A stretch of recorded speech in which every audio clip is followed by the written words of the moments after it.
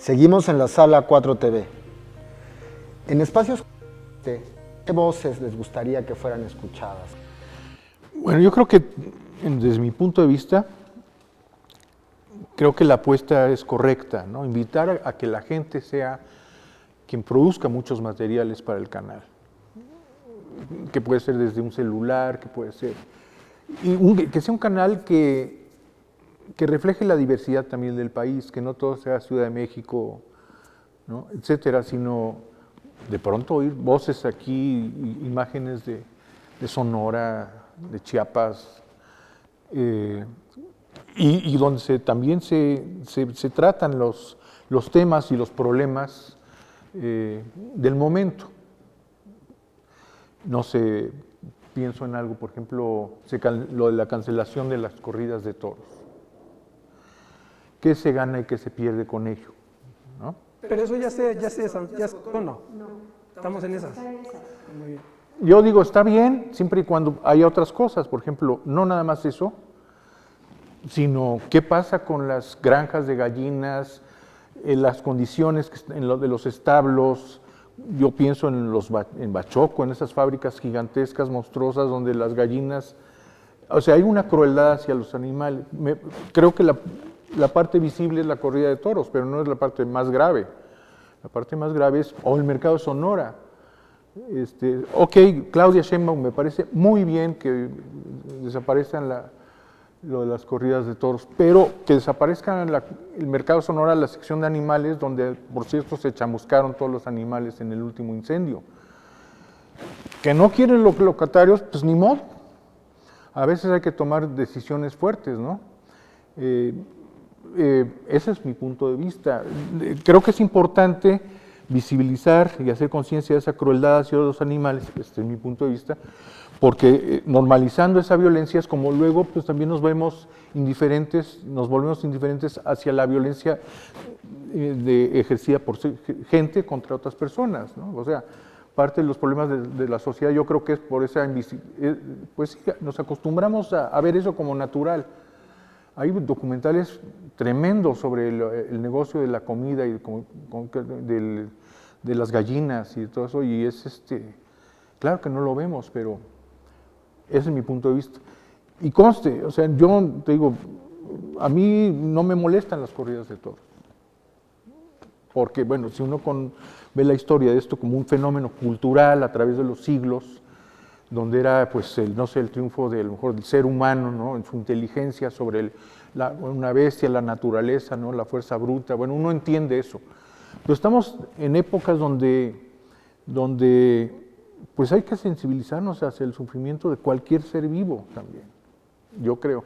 En ese sentido lo que hacía Jesusa, o lo que hace Jesusa Jesusa Rodríguez, me parece pues muy importante, ¿no? Y es una inquietud que traje hoy, no tanto mía, sino de una hija mía, ¿no? Dijo, ay, ya que vas a esto, ojalá puedas hablar de esto de los toros y todo eso.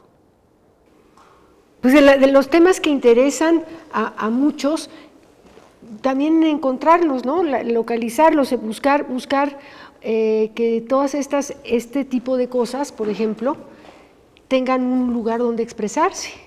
Porque esa transformación, ya ves que hay también tanta discusión en relación al feminismo, el problema del maltrato a los animales o la condición femenina a través de los siglos, y todo esto, son temas que se tocan, los problemas de la discriminación a los grupos indígenas y a los pueblos indígenas, todos esos son como un mosaico de visión del mundo, de visión de cosmovisiones que pues estamos viendo que se tienen que transformar o que se están transformando, y esos temas están en la parte más esencial o más de fondo, y esas cosas yo creo que si la 4T no las toma como principales o como cosas que se deben abrir y manejar y tratar, pues el cambio de la mentalidad tampoco va a tener buena salida, ¿no? O sea, el cambio de mentalidad va por esos temas. Y creo que este canal puede tener, pues ser un verdadero foro o un verdadero espacio donde se manifieste la libertad de expresión de esos temas. ¿Qué puede aportar a la sociedad un canal como este? Depende de los contenidos. Yo pues la pregunta era ¿qué es lo que me gustaría ver? Yo lo que quisiera ver es rigor filosófico. Creo que es lo que se requiere. Si tú abres un canal, el que sea, de hecho ya están abiertos todos, ¿no? La información, la sociedad está sobresaturada de información. Lo que se requiere son criterios para filtrar. Esa es la cuestión. Y esos criterios, quien te los ofrece es la filosofía. Ahora, decir filosofía también es hablar muy genéricamente, porque filosofías hay muchas. Entonces, hay algunas filosofías que mejor ni mencionarlas, ¿verdad? No voy a dar nombres. Entonces, se trataría de ver qué escuela filosófica, qué tradición filosófica puede ser útil para permitir que la ciudadanía logre filtrar tanta información que sobresatura las redes sociales minuto a minuto. Ese es el problema. Yo creo que ya no es tanto abrir canales para que la gente participe, lo cual está muy bien. Además hay que entender que este proyecto es un proyecto partidista. Entonces lo que hay que entender es que un partido político no simplemente es algo, es decir, la función histórica, en fin, el partido por excelencia de la historia es el Partido Comunista. ¿No? Y entonces la clave del Partido Comunista era la potencia teórica que Marx y Engels le dieron al partido. Y es lo que los destaca del resto de la historia de los partidos políticos de la historia. Entonces, claro, el hecho de que un canal forme parte de un partido supone que ese partido debe tener un marco teórico para diagnosticar los problemas y para encontrar soluciones. Recordando precisamente aquello que decía Carlos Marx, el planteamiento de un problema equivale a su resolución. Entonces, que aquí se llene de planteamientos de problemas, ¿no? Inquietudes de la sociedad, bueno, sí, muy bien, bienvenida sea, pero lo importante es meter criterios para saber plantear y formular un problema, porque tú planteas mal un problema y puedes tener 2 generaciones discutiendo algo mal planteado. Entonces, bueno, es lo que yo quisiera ver. Bueno, yo creo que el chiste es no volvernos sacerdotes y predicar desde aquí, ¿no? Para mí el gran maestro de la televisión educativa fue un americano que se llamaba Edward Murrow, en los años 50, que por primera vez en la televisión de Estados Unidos dijo, ojo, la televisión no sirve nada más para entretener, la televisión debe servir también para educar y formar individuos completos, conscientes, participativos en la democracia. Y empezó a tocar en sus programas de televisión, documentales, por cierto, los temas duros, justamente lo que la televisión comercial quería evitar, que no se viera gente pobre, que no se vieran mexicanos, que no se vieran negros, ¿no? Tenía que ser una familia estándar norteamericana, clase media alta o media, que va a la iglesia, que se porta. Ese era el tipo de contenidos, ¿no? Y comedia sobre todo. Y él rompe y dice, no, vamos a ver las otras caras de la realidad. Y hace un documental, por ejemplo, sobre los indocumentados mexicanos allá. Otro sobre la pena de muerte. Poner en debate, ¿no?, esos temas que a juicio de los patrocinadores, ¿no?, no se debían tocar porque iban a espantar públicos, ¿no? Los ibas a incomodar y entonces yo creo que va por ahí, que la gente diga qué, ¿no? Y entonces, sí, de una manera estructurada, buscar respuestas y conformar esto, pero antes que nada escuchar. Yo creo que lo que tenemos que hacer es escuchar, ¿no? Y a lo mejor de ahí, de eso que escuchemos, de la gente tan diversa que tenemos en nuestro país, no solamente por procedencia cultural o socioeconómica, sino por preferencia sexual, a partir de eso, pues a lo mejor solo el canal va tomando una forma. ¿Qué pasó al pobre de Edward Murrow? Que, por ejemplo, hay incluso una película sobre él, ¿no? Que se llamaba Good Night and Good Luck, que produjo George Clooney, que es sobre ese capítulo de la historia de Estados Unidos. Para mala fortuna suya eran las épocas del macartismo y entonces dijeron, comunista, no, o sea, no, tocar esos temas, ustedes ponen en tela de juicio nuestra democracia y el sueño americano. Entonces, los patrocinadores, entre los cuales había una marca de cigarros, él murió de cáncer pulmonar, pues le quitaron el patrocinio y se terminó el programa. Lo retomó muchos años después Robert Drew, con esa misma idea, hizo unos documentales tocando muchos de esos mismos temas como la pena de muerte. Hay un documental maravilloso que se llama The Chair, que es sobre la silla eléctrica, ¿no? O temas como las elecciones. Ahí Robert Drew hizo un documental sobre las elecciones para escoger el candidato demócrata en las elecciones primarias, ¿no? De donde salió Humphrey, no salió Kennedy, perdió en esa ocasión. Pero a raíz de eso hizo una relación con Kennedy y luego hizo varios documentales sobre Kennedy actuando, entre ellos este gran documental que hizo poco antes de que mataran a Kennedy, en el 63, que fue la prueba de fuego de Kennedy contra George Wallace. Kennedy, que estaba en contra de la segregación racial en las universidades, y Wallace, que era del Ku Klux Klan, gobernador de Alabama, que defendía la segregación. Y es una joya. Pero bueno, yo creo que es eso, tocar esos temas, agarrar el toro por los cuernos, ahí sí, ¿no? Y a ver qué dice la gente. O sea, yo creo que esto tiene que ser una provocación. Olvidarnos también de, o sea, mover a quien esté sentado de su asiento. No sé, que la gente a lo mejor se ponga contento o que se enoje como yo cuando escucho a Lili Telles, ¿no? Pero provocar alguna reacción, ¿no? Porque ese es ponernos en movimiento. Yo creo que la virtud de la 4T es esto, lo que acabas de decir, y sí, esa revolución también de las conciencias, que es lo que nos ha invitado desde arriba. Esa es la gran virtud de la 4T y que es pacífico, porque al mismo tiempo es la tolerancia. Yo no soy tanto de los abrazos, ¿no? Yo sí, y balazos, yo digo, sí, abrazos sí, pero también como de boa constrictor. Yo a algunos personajes les haría un abrazo de boa, ¿no? Porque solamente así vamos a poder sacar adelante el país, ¿no? Hay esa inercia, pero en fin, ya me extendí y no se trata de eso. Pues sí, hay una inercia a todo mundo que presente cosas.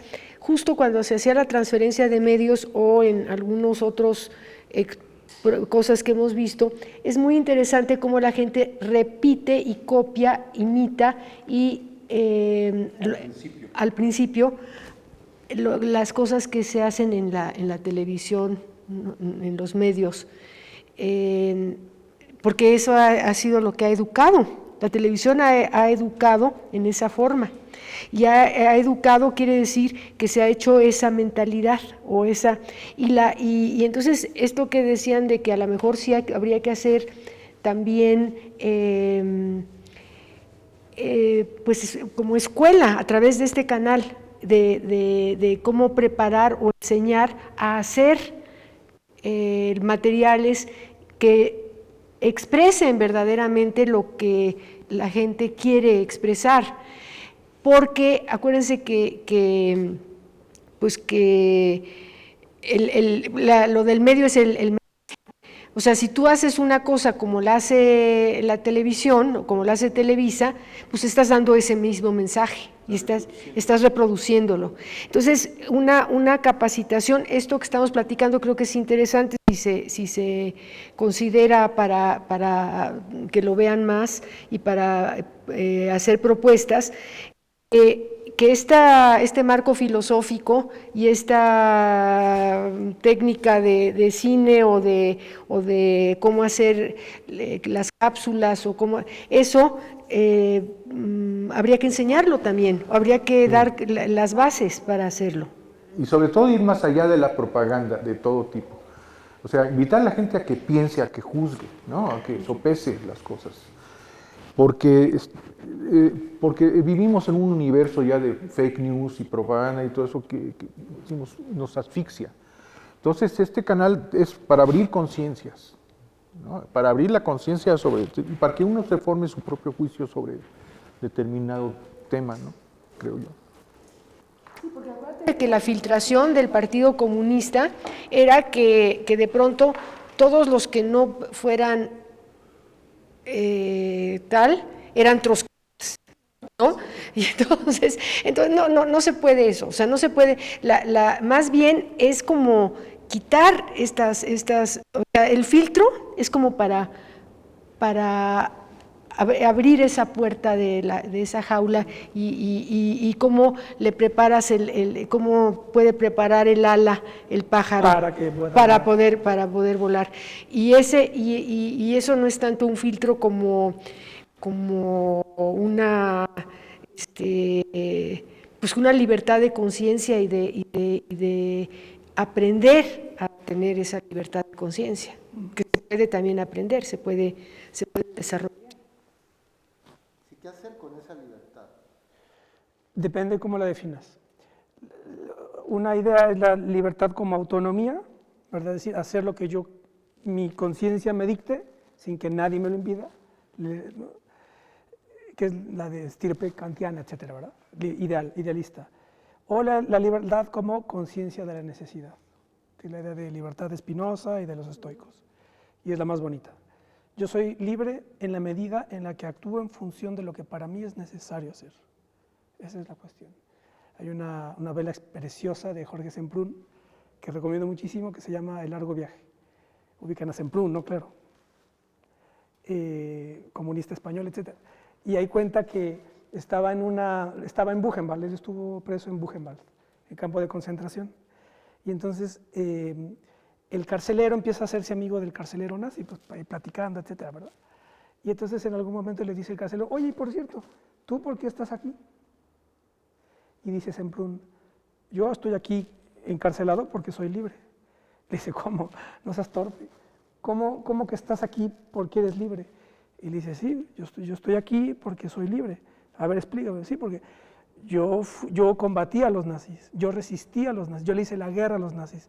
Yo actué según lo que para mí era necesario hacer. Y el costo de eso fue que me metieran aquí. Por eso soy libre.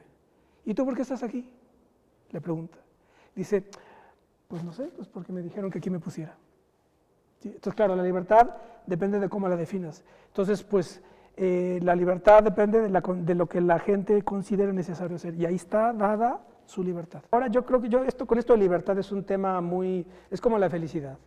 ¿Quién no quiere ser feliz aquí? Todos, ¿verdad? ¿Quién no quiere ser libre? Pues todos. La cuestión es que la definas, ese es el asunto.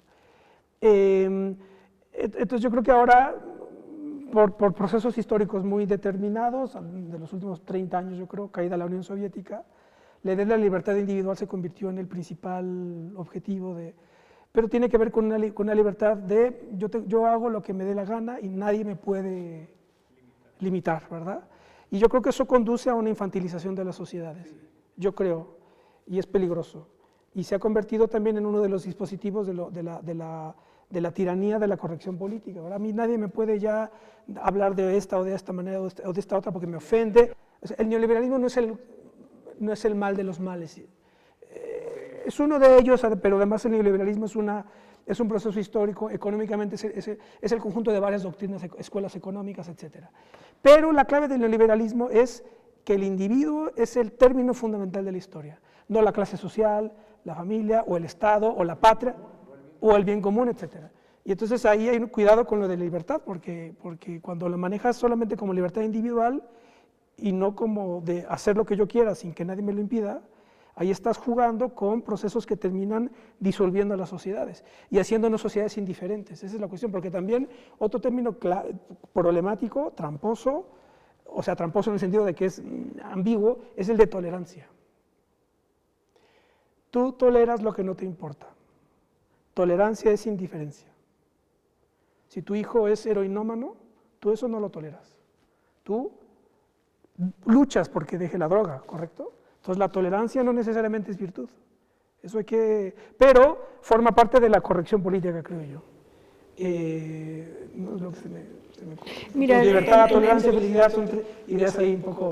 Nosotros una vez hicimos, bueno, se nos ocurrió un término muy, cuando hacíamos los documentales y que tratamos de buscar digamos, el México real, porque ese neoliberalismo aquí también ha sido simulado, en México. En México ha habido simulación de todo porque ha sido como la coartada también para un sistema que es muy tramposo.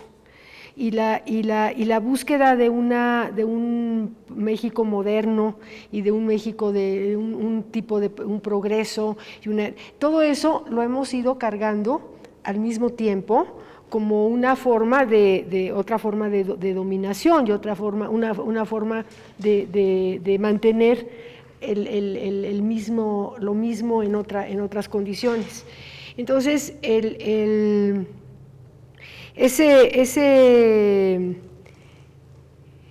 México real siempre está ahí y siempre es el que tenemos que buscar que se manifieste. Ese, porque otras formas, que son las que se han impuesto y las que se han desarrollado tanto, son para ocultarlo, para evitarlo, para impedirlo y para no verlo y para ningunearlo, para lo que sea. Y entonces pues el problema o el chiste es que sí se lograra o que sí se vaya logrando que esto se vaya, ese México real vaya coincidiendo el mundo que tenemos y la sociedad que tenemos con eso que siempre se trata de cambiar y de transformar. No, o sea, esta transformación es eso, hacia esa cosa real, a esa cosa no simulada. ¿Entiendes? Eso, no sé si... Un ejemplo de eso es, por ejemplo, perdón que interrumpa, ¿no? Pero para abonar a lo que estaba diciendo Ana, es cuando yo trabajé un tiempo en la televisión comercial, pues no querían que se viera pobreza, por ejemplo, ¿no? Bueno, incluso en el Instituto Nacional Indigenista tengo una película que se congeló porque en principio pues, salía demasiada gente pobre, ¿no? Era sobre la Virgen de Guadalupe y los santuarios, entonces quita esa imagen, quita esa otra. Había un México como para exportar, ¿no? Un México de exportación que tenía que ser siempre cielo azul, no pobres, gente mestiza, pero no indígena. O sea, lo indígena y todo eso era como sinónimo de atraso y había que ponerlo bajo la alfombra y que no se viera. Y exportar México un poco como Finlandia, ¿no? Si seguimos por este camino vamos a ser Finlandia. Y entonces hay que ir justamente en contra de todo eso, vernos como somos, con toda la riqueza cultural, étnica, en fin. No los de Televisa, que te hacían el corte, si salen morenos corte, ahí sí siguen con unos güeros, ¿no? Y esa toma no, porque... No, y tenía que ser cielo azul, si no, no servía. Todo eso, bueno, nosotros hemos pasado la vida realmente dedicados a tratar de que se manifieste ese México real. Entonces, si hay un canal o si hay un partido político o hay un proyecto de gobierno que quiere eso, pues claro que estamos con eso es lo que hemos querido todo el tiempo. Y si tenemos un presidente que se para y dice tal cual lo que le pasa y lo que piensa y lo que dice, pues entonces dices, oye, qué maravilla que de pronto coincide, empieza a coincidir eso que se ocultaba, eso que no se quería ver, de pronto sale y ya coincide con el poder que hay. Eso es lo que nos está pasando y eso es lo que yo encuentro que es fascinante y que este canal puede volverse el medio, uno de los medios para tener muy clara esa filosofía, esa visión, ese filtro que tú dices, que no va a ser el de que eres trotskista y entonces, no, permite que haya todos pues todo lo que sea, lo que sea necesario, pero que vaya coincidiendo dándole superando una serie de complejos, de inhibiciones, de sentimientos de incapacidad, ¿no? Pues ese sería el que haya la expresión de todos. Muchas gracias por habernos acompañado en la Sala 4TV. Algo para finalizar. No, yo creo que es importante que haya un canal que la gente pueda sentir como suyo, donde puede contribuir. Yo con esa experiencia de TV Ciudadana, pues me daba mucho gusto de pronto recibir comentarios favorables, a veces insultos, yo también respondía a veces con insultos, no me importaba, ¿no? O sea, según, pero sí, que sintamos que viene de nosotros y no que algo se nos impone desde arriba, ¿no? Entonces, sí, esos cursos de cómo manejar tu celular para que tengas un buen sonido también, que a veces sí nos concentramos en los píxeles, pero no en el audio, ¿verdad, Paco? Y hay que pensar también en todo.